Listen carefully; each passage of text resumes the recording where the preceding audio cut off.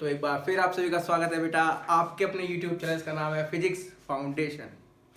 आज का हमारा टॉपिक रहने वाला है बड़ा जबरदस्त बड़ा इंटरेस्टिंग टॉपिक फोर्स। अब तक हम स्टैटिक्स माफ करना काइनेमेटिक्स पढ़ रहे थे जिसमें मोशन के बारे में पढ़ते थे, मोशन की टर्मिनोलॉजी के बारे में पढ़ते थे। आज से हमारा जो यूनिट है वो स्टार्ट होती है डायनामिक्स। डायनामिक्स का मतलब होता है मोशन का रीजन, मोशन क्यों हो रही है या क्यों रुकी, और सब रीजन होता है फोर्स। बेसिकली हम फोर्स के बारे में पढ़ने वाले हैं। ओके, तो ज़्यादा देर नहीं करते हैं, स्टार्ट करते हैं। कुछ क्वेश्चंस मैं आपसे पूछना चाहता हूँ, इससे पहले रिवाइज करते हैं पिछले चैप्टर को। उम्मीद करता हूँ आपने पिछले चैप्टर पिछली प्लेलिस्ट मेरी देखी होगी, क्लास 9th मोशन। नहीं देखी तो चैनल पर जाकर देख लें। और कम्युनिटी बॉक्स में जो क्वेश्चंस हैं उनको सॉल्व करते रहें। बहुत बढ़िया बढ़िया क्वेश्चन इसमें है, बहुत इंटरेस्टिंग क्वेश्चन है, मजा आएगा। उनका सभी का आंसर फर्स्ट कमेंट में मैंने पिन कर रखा है, आप उनको सॉल्व करें, ऐसा मैं चाहता हूँ आप लोगों से। ओके, स्टार्ट करते हैं। एक मैंने बोला थोड़ा सा रिवाइज करते हैं पीछे का, थोड़ा सा पीछे चलते हैं। ये उस समय की बात है जब मैं बहुत छोटा बच्चा हुआ करता था। चलिए, क्या हम रिवाइज करने वाले हैं। आप लोगों ने एक बात पढ़ी थी, एक्सेलरेशन। पूरी एक वीडियो है इसके ऊपर, बल्कि 2 वीडियो हैं। कॉन्सेप्ट अगर पूरा क्लियर करना है तो दोनों देखें, नॉर्मल बातें करनी है तो पहली वीडियो देख लें। एक्सेलरेशन के बारे में मैं बात करता हूं। What is acceleration? The rate of change in velocity, यानी कि वेलोसिटी अगर चेंज हो रही होगी बॉडी में तो एक टाइम में कितनी वेलोसिटी चेंज हुई, वो होता है हमारा एक्सेलरेशन। अब अगर वेलोसिटी चेंज में बात कर रहा हूं, जब भी वेलोसिटी चेंज होगी बॉडी में एक्सेलरेशन होगा। वेलोसिटी चेंज कब हो सकती है? या तो स्पीड चेंज हो जाए, या तो स्पीड चेंज हो, या फिर बॉडी की डायरेक्शन चेंज हो जाए। सिर्फ बॉडी में डायरेक्शन चेंज हो जाए, सीधे जा रही थी मुड़ गई, सिर्फ डायरेक्शन। या फिर दोनों चीज एक साथ चेंज हो जाए, बोथ चेंज। बोथ का मतलब स्पीड भी और डायरेक्शन भी।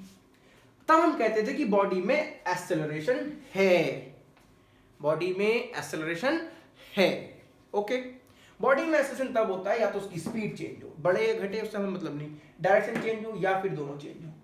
ये है एक्सेलरेशन का कॉन्सेप्ट थोड़ा सा। और हम इसलिए बात कर रहे हैं क्योंकि फोर्स की जब हम बात करेंगे हम बहुत सारी बातें इससे ही जोड़ देंगे।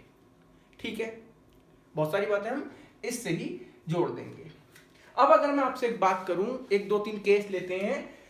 सपोज ये एक बॉल है, इसकी कुछ स्पीड थी, मान लीजिए 10 मीटर पर सेकेंड, बाद में इसकी स्पीड हो गई 12 मीटर पर सेकेंड। ओके, ऐसे ही एक और एग्जांपल लेता हूं। एक बॉल है, वो रेस्ट पर थी, थोड़ी देर बाद हमने देखा वो चलने लगी थी, मोशन में आ गई थी। ऐसे ही और बात करते हैं। एक बॉल थी, सीधी जा रही थी, थोड़ी देर बाद मुड़ गई, बैंड कर गई। ऐसी मैं बात करता हूं, और भी दुनिया भर के केस में ले सकता हूं इसमें। ठीक है, अब अगर मैं आपसे पूछूं, मेरे पास बनते हैं 3 प्रश्न। How can the speed of a body change? एक। दूसरा, how can a body stationary body move? तीसरा, how can the direction of a moving object change, moving body change? Direction कैसे चेंज हो गई, रुकी हुई बॉडी चलने कैसे लगी, और चलती हुई बॉडी भी स्पीड कैसे चेंज हुई? मैं इतने प्रश्न पूछने के बजाय, ये 3-4 प्रश्न पूछने के बजाय मेरे पास सिर्फ एक प्रश्न होगा, वो होगा how can be the body accelerate? Body में एक्सेलरेशन कैसे आया? How can be the body accelerate? क्योंकि आपको मालूम है स्पीड का बढ़ना या चेंज होना एक्सेलरेशन है। स्पीड फिर से चेंज हुई, एक्सेलरेशन है। डायरेक्शन चेंज हो गई, एक्सेलरेशन है। तो मैं इतने क्वेश्चन करने के बजाय सिर्फ एक आपसे प्रश्न पूछूंगा, how can be the body accelerate? तो यहां पर आपका आंसर मिलता है कि बॉडी को एक्सेलरेट करने के लिए या तो किसी ने अपने से दूर धकेला है या अपनी तरफ खींचा है, या तो धकेला है या खींचा है, या तो पुश किया है या पुल किया है, उसे ही हम फोर्स कहते हैं। फोर्स को हिंदी में क्या कहते हैं? बल। अब ये बल जो बड़ा हमारा उत्तराखंड का बहुत बड़ा फेमस, तुमने वो पिक्चर भी देखी होगी, उसमें कुछ ज्यादा ही कर दिया, खैर बड़ा फेमस वर्ड है। के करांचा बल, हो पे उनार चलो कुछ न करन से, खाली बैठा रहने ठहरा हुआ, ऐसा करके हम बोला करते हैं। मुझे तो खैर आती नहीं है, लेकिन ऐसे ही कुछ है। चलिए खैर, के करोड़ से बल, मतलब बल का मतलब यहाँ पर है फोर्स से, बाहुबली, बली, बल। ओके, अब मैंने पूछा फोर्स क्या है। फोर्स का आपको आंसर मिला कि बॉडी में एक्सेलरेशन जो प्रोड्यूस कर रहा था वहां पे जरूर फोर्स आया होगा। तो फोर्स की फेमस सी डेफिनेशन, अच्छी सी डेफिनेशन, एनी पुश और पुल इज कॉल्ड फोर्स। ये बच्चे बोला करते हैं 8th क्लास तक। अब आप लोग इसे क्या बोलेंगे?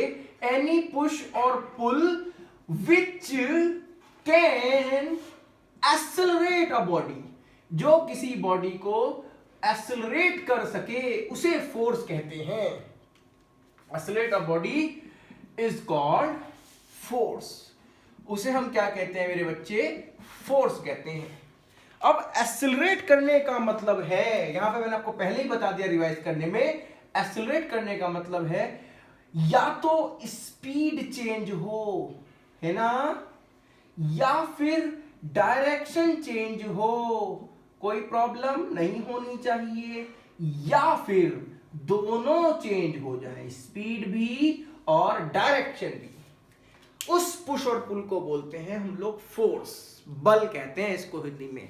ऐसा धक्का या आप खिंचाव है जो किसी वस्तु को त्वरित कर सके। एक्सेलरेशन का मतलब होता है त्वरण, जो किसी वस्तु को त्वरित कर सके बल कहलाता है। या तो स्पीड को क्या कहते हैं? आई थिंक गति कहते हैं। गति, अब चेंज करने को क्या, मुझे खुद ही भूल गया। गति परिवर्तित कर दे, दिशा परिवर्तित कर दे, या फिर दोनों ही परिवर्तित कर दे, इसे हम कहा करते हैं बेटा मेरे बल, यानी फोर्स। कुछ कुछ बातें, इंपॉर्टेंट बातें हैं, वो क्या हैं? सबसे पहली बात, फोर्स एक आपकी वेक्टर क्वांटिटी है। अब मैंने आपको काफी बार बोला है, अपनी फिजिकल क्वांटिटी वाली वीडियो में बोला है कि वेक्टर क्वांटिटी जो हुआ करती हैं वो बेसिकली उसके दो पैरामीटर होते हैं। क्या होते हैं वो दो पैरामीटर? एक मैग्नीट्यूड, दूसरा डायरेक्शन। इसको कैसे समझिए? मैग्नीट्यूड कैसा होगा, कैसा नहीं होगा, आप सोच सकते हैं बहुत ईमानदारी के साथ। अगर मैं आपको, देखो ध्यान से देखो, यूं, इसका मतलब एक फोर्स कम है, मैग्नीट्यूड कम है, आपको हल्का सा प्यार से ये, अरे चल, और अगर किसी कसके मार दे कोई, भाई साहब मैग्नीट्यूड ज्यादा होगा, तुम सोच रहे मैं मारूंगा अपने आप को, इतना भी बेवकूफ नहीं हूं बेटा। चलो खैर, वेक्टर ये मैग्नीट्यूड है, मैग्नीट्यूड कम है तो आपको कम फील होगा, ज्यादा है तो ज्यादा फील होगा। अगर आपके ऊपर कोई फूल मारता है तो आपको कम फील हुआ, मैग्नीट्यूड, देखो फूल आया उसमें आपको धक्का मारा, है ना, फूल। अगर कोई अद्धा ही फेंक के मार दे, पूरी ईंट फेंक मार दे, ले बेटा, मैग्नीट्यूड ज्यादा है, फिर बेटा मेरे मैग्नीट्यूड ज्यादा है। डायरेक्शन डिपेंड करता है, डायरेक्शन कैसी है, बहुत इंपॉर्टेंट चीज मैं बताने जा रहा हूं। अभी इसमें थोड़ी सी एक चीज और मैं बता सकता हूं, पॉइंट ऑफ कॉन्टैक्ट कह सकता हूं, पॉइंट ऑफ कॉन्टैक्ट ना कहूंगा, पॉइंट ऑफ इंटरेक्शन भी कह सकता हूं। बड़ी इंपॉर्टेंट चीज है वो, समझेंगे इस बात को। इसको मैं समझता हूं आप लोगों ने नोट कर लिया होगा, कॉपी कर लिया होगा, नहीं करा होगा तो वीडियो को पॉज करके कॉपी कर लेंगे। Copy copy copy. अब देखें, मैंने बोला फोर्स एक वेक्टर क्वांटिटी है, इसमें मैग्नीट्यूड बताया, डायरेक्शन का भी खेल है। अब एक चीज देखें, ध्यान से समझना मेरी बात को। एक और चीज होती है बेटा मेरे, वो होती है फोर्स की एक और चीज है कि भले ही डायरेक्शन और मैग्नीट्यूड सेम हो, लेकिन एक और चीज पर डिपेंड करता है, वो हम 11 में पढ़ा करते हैं, जिससे बॉडी घूम भी सकती है। अगर मैं आपसे बात करूं, देखें आपने घर पे एक टेबल रखी है, टेबल पे मान लीजिए पानी की बोतल है, तो कोई पानी का गैलन सा बन गया मिट्टी के तेल का, मान लीजिए भरी हुई बोतल है वो, भरी हुई है। अब अगर आप उस पर फोर्स लगा रहे हैं इधर की डायरेक्शन में, तो ये क्या कहते हैं, बोतल चलेगी, स्लाइड करेगी धीरे धीरे। लेकिन अगर आप वही फोर्स, उतने ही मैग्नीट्यूड का फोर्स यहां पे लगाने लगे, कहां पे लगाने लगे, यहां पे, तो मोस्ट प्रोबेबली ये थोड़ा रोटेशन करने लगेगी, घूमने लगेगी। तो पॉइंट ऑफ इंटरेक्शन कहां पर है, वो भी बड़ा इंपॉर्टेंट खेल करता है। हालांकि 9th क्लास में आपको इस सब की जरूरत नहीं है, 11th में जब आप जाएंगे तो आपको फोर्स में इसका भी देखना पड़ेगा कि फोर्स बॉडी में कहां पे लग रहा है। जितना सेंटर ऑफ मास के नजदीक लगेगा उतना बॉडी सीधा चलेगी, रेक्टिलिनियर मोशन करेगी, ट्रांसलेटरी मोशन करेगी। जितना उससे दूर जाएगा बॉडी घूमने लगेगी, ओके, घूमने का प्रयास करेगी। चलिए खैर, अब हम आगे बात करते हैं डायरेक्शन की। मैंने बात करी छोटी बातें। फोर्स की यूनिट क्या है आपको मालूम होगी, इसकी यूनिट क्या होती है। फोर्स की ऐसा यूनिट हुआ करती है बेटा न्यूटन। न्यूटन ये वही है जो साहब जिनके सिर पे पेड़ गिरा था, पेड़ नहीं एप्पल गिरा था, काश पेड़ गिर जाता। हाँ मास्टर जी हम पढ़ते हैं यहाँ पे, काश पेड़ ही गिर जाता। नहीं, बड़े इंपॉर्टेंट, बड़े ही बहुत समझदार साइंटिस्ट थे, मैथमेटिशियन थे, ऐसे भी गणितज्ञ थे, मैथ्स पढ़ाते थे, टीचर थे तो हम भी इनसे लिंक कर लेते हैं थोड़ा बहुत। चलिए खैर, हम होती रहती है बात मेरी इनसे। चलिए, न्यूटन इसकी यूनिट हुआ करती है, ऐसा यूनिट इसकी CGS unit, centimetre gram second वाली जो इसकी यूनिट हुआ करती है वो हुआ करती है मेरे बच्चों डायन। डायन देंगे तो डायन, नॉट डायन। आधे लोग तो कह रहे हाँ अरे तुमने मेरी बहन का नाम ले लिया, हो मैं अपनी बहन को डायन ही कहता हूँ। मैंने कहना शुरू कर दिया था जब मैं चैप्टर पढ़ के आया था शुरू मैं उसको कहता था न्यूटन कहीं की। खैर, इसके बाद एक और इसकी यूनिट है, उसको हम बाद में बात करेंगे। इनके बीच रिलेशन क्या है बेटा, फिलहाल आप सीधे रिलेशन याद रखें। 1 न्यूटन में 1 लाख डायन होते हैं, यानी 10⁵ डायन। याद रखेंगे सिंपल, इतना इंपॉर्टेंट ये है नहीं, लेकिन फिर भी 9th क्लास में कभी आ जाए तो आपको पता होना चाहिए।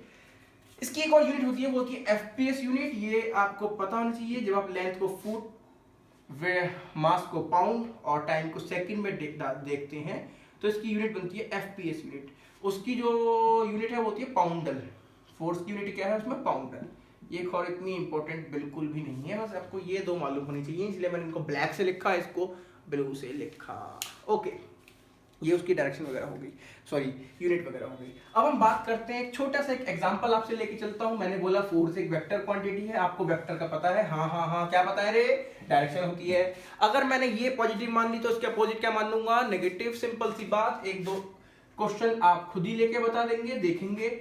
मान लो इससे इधर को कोई आदमी लगा रहा है धक्का, यूं कितने का लगा रहा है, मान ले 20 न्यूटन का लगा रहा है ना। इधर से लगा रहा है कोई इधर को, कितने का लगा रहा है, मान ले लगा रहा है ये 30 का। देखो थोड़ी सी ज्यादा है ना, मैंने जगह ज्यादा लिख दिया। अब बताओ क्या होने वाला है, 50 का लग रहा है फोर्स। हाँ वैसे तो फोर्स 50 न्यूटन का लग रहा है, लेकिन नेट फोर्स कितने का है। आप देखोगे इधर को 20 धकेल रहा, उधर को 30, तो ये वाला काम करेगा, बॉडी इधर को चलेगी ना। कितने फोर्स से, ये 30 का है, ये 20 का है, तो आप कॉमन सेंस से कह सकते हो सर ये 10 न्यूटन आना चाहिए, आएगा भी 10। देखो डायरेक्शन अपोजिट हो गई। अगर मैं मानता हूं, अगर मैंने माना ये डायरेक्शन पॉजिटिव है और ये डायरेक्शन नेगेटिव है, तो यहां पर देखो एक फोर्स कितना लग रहा है, ये वाला 20 न्यूटन का पॉजिटिव में लग रहा है ना उधर। F1 तो हो गया प्लस का 20 न्यूटन। प्लस साइन क्यों आया, क्योंकि वेक्टर क्वांटिटी है, डायरेक्शन शो करता है। F2 ये डायरेक्शन क्या है, नेगेटिव। देखो इधर को लग रहा है ना, F2 कितना आ गया, माइनस का 30 Newton. Net force, total force कितना लग रहा है, F1 plus F2। Simple add नहीं करेंगे, वेक्टर सम ऐड होता है, आपको ये मालूम होना चाहिए। F1 कितना है, प्लस का 20 प्लस F2 कितना है, माइनस का 30। देखा तो कितना आ गया, 20 माइनस 30 मतलब कि माइनस का 10 न्यूटन। अब ये माइनस का मतलब क्या आ रहा है, माइनस का मतलब है डायरेक्शन। माइनस का मतलब क्या है मेरे बच्चों, डायरेक्शन। तो नेगेटिव डायरेक्शन में फोर्स लगेगा, यानी कि इधर की तरफ। देखो इधर ही लग रहा है ना, कितना 10 न्यूटन का लग रहा है, 10 न्यूटन। हो गई बात, समझ में आ गई। ओके, बॉडी चल रही है, बॉडी चलेगी। ऐसे एक और एग्जांपल ले लो। अच्छा, अगर आप इसको नेगेटिव मानते तो ये पॉजिटिव मानना पड़ता, तो कोई दिक्कत नहीं थी, तब आपका प्लस का चयन आता, उसमें कोई दिक्कत वाली बात नहीं है, आएगा यही डायरेक्शन अगर ये इधर का ज्यादा है तो। और क्या एग्जांपल ले सकते हैं, मान लीजिए हमने एक और एग्जांपल ले लिया भाई साहब, एक और एग्जांपल ले लिया। क्या एग्जांपल ले लिया हमने, बहुत सिंपल सा एग्जांपल लेते हैं, बहुत ही सिंपल, कतई जादू, कतई मलाई। क्या मलाई, हाँ देखो ये एक बॉडी मान ले इधर को लग रहा है मान ले 10 न्यूटन का, ठीक है। इधर को लग रहा है मान ले 8 न्यूटन का। और बताओ कहां को चलेगी बॉडी, हाँ कहां को, इधर को चलेगी, कितने से, 2 न्यूटन से। एक सोचा यार ये हार रहा है, एक छोटा सा बच्चा इसकी तरफ आ गया, कह रहा पापा मैं भी लगाऊंगा, लो जी 2 न्यूटन का इसने लगा दिया।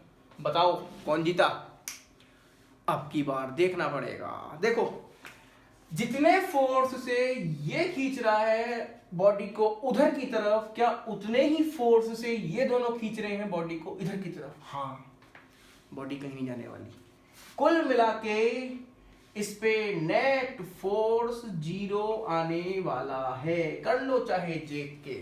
F1 माइनस का 8 न्यूटन, F2 माइनस का 2 न्यूटन, F3 इस डायरेक्शन में प्लस का 10, तीनों को जोड़ो 0 न्यूटन, नेट फोर्स आ जाएगा 0 न्यूटन। अब एक बहुत छोटी सी मैं बात बताने वाला हूं बेटा मेरे आपको, उसे हम बोला करते हैं, फोर्सेस को हम और अलग तरीके से डिफाइन करते हैं, वो कहते हैं balanced forces and unbalanced forces. Define ना करके कैटेगराइज कह सकता हूं मैं। कैसे? एक को बोलते हैं बैलेंस्ड फोर्सेस, बैलेंस्ड फोर्सेस बोल रहा हूं, दूसरे को बोलते हैं अनबैलेंस्ड फोर्सेस, फोर्सेस। ओके, यानी बहुत सारे होने वाले हैं। ओ हो। देखो, ये एक बॉडी है, इस पर इधर से लगा मान लो F1, इधर को लग रहा है मान लो F2, और इधर को एक और लग रहा है मान लो F3, F1 F2 F3। इसमें कोई प्रॉब्लम नहीं है। अब तीनों को जोड़ने के बाद नेट फोर्स निकलता है। कैसे निकलता है नेट फोर्स? हम तीनों को जोड़ दें, F1 vector plus F2 vector plus F3 vector, vector के साथ जोड़ते हैं, नेट फोर्स आएगा। अब आप देखेंगे, समझेंगे क्या, अगर नेट फोर्स, बहुत सारे फोर्सेस का अगर नेट फोर्स 0 आता है, 0, तो बॉडी जहां है वहीं रहेगी। समझ रहे मेरी बात को? तब हम कहते हैं देन ऑल द फोर्सेस, जो भी फोर्सेस बॉडी पे लग रहे हैं, all the forces acting on body, body पर एक्ट हो रहे हैं, आर कॉल्ड या are known as balanced forces. उन्हें बैलेंस्ड कहते हैं। कब? अगर बॉडी पे लगने वाला नेट फोर्स 0 आ जाए, 0, और अगर 0 ना आए, if net force acting on body is not equal to 0, फिर बाकी सब बात ये रहेंगी, क्या आ जाएगा बस बैलेंस की जगह अनबैलेंस। ये बैलेंस था, यहां पे क्या आने वाला है आपको समझ जाओगे, अनबैलेंस्ड फोर्सेस कहेंगे हम उनको, अनबैलेंस्ड फोर्सेस। अब एक इंपॉर्टेंट बात, बहुत इंपॉर्टेंट बात, मैंने बोला बॉडी में नेट फोर्स 0 है तो बैलेंस होंगे, तो प्रश्न ये है कि बॉडी रुकी हुई रहेगी? सोच के देखें, नहीं। आंसर आप यहां पर लिखेंगे, बड़ी इंपॉर्टेंट बात, यहां पे बॉडी इक्विलिब्रियम पे रहती है। इक्विलिब्रियम एक नया शब्द आप सुन रहे होंगे, यहां पे बॉडी इक्विलिब्रियम पे नहीं रहती। इक्विलिब्रियम का मतलब होता है साम्यावस्था, जैसे है वैसे ही रहे। अगर चल रही है तो चलती रहे, रुकी हुई है तो रुकी रहे। लेकिन सोचने वाली बात, चल रही है ऐसे कैसे चल जाएगी सर जी, अभी तो आपने बोला था, ना ना ना ना, चल सकती है। केस है, क्या केस है? इक्विलिब्रियम का मतलब है या तो बॉडी चल भी सकती है, रुकी भी सकती है। देखिए क्या है इसका मतलब, इक्विलिब्रियम का मतलब क्या, समझे मेरी बात को। मैंने जब आपको बताया फोर्स की डेफिनेशन, तो मैंने बोला फोर्स ऐसा पुश या पुल है जो किसी बॉडी को एक्सेलरेट कर सकता है, यानी कि बॉडी में एक्सेलरेशन 0 नहीं होगा, कुछ ना कुछ होगा, ये है फोर्स। अगर नेट फोर्स 0 आ गया यानी कि फोर्स है ही ना। सोच के देख, यहां पे नेट फोर्स 0 नहीं है, इसका मतलब कुछ ना कुछ फोर्स है। अब जब कुछ ना कुछ फोर्स है तो बॉडी में एक्सेलरेशन प्रोड्यूस कर सकता है। मैं कह रहा हूं फोर्स ही 0 आ गया, सारा जोड़ घटा के सब कुछ ही 0 आ गया, तो बॉडी में क्या मेरे बच्चों, ध्यान रखना इस बात को, मैं दिखाने आ रहा हूं आपको, क्या बॉडी में एक्सेलरेशन 0 होगा? हाँ, ध्यान रखना, अगर बॉडी में एक्सेलरेशन 0 है, इसका मतलब बॉडी में वेलोसिटी चेंज नहीं हो रही। वेलोसिटी चेंज नहीं हो रही, इसका मतलब है बच्चों यूनिफॉर्म वेलोसिटी, वेलोसिटी कांस्टेंट है। इसका मतलब क्या है? बॉडी की स्पीड और डायरेक्शन दोनों ही सेम है, दोनों ही कांस्टेंट है। नंबर एक बात। नंबर दूसरी बात, दूसरा केस क्या हो सकता है जब एक्सेलरेशन 0 हो? या तो बॉडी रेस्ट पर हो, रेस्ट पर भी हो सकती है, ऐसा नहीं कि नहीं हो सकती, या तो रेस्ट पर होगी या बॉडी की वेलोसिटी यूनिफॉर्म होगी। यूनिफॉर्म वेलोसिटी का मतलब है स्पीड और डायरेक्शन कांस्टेंट है।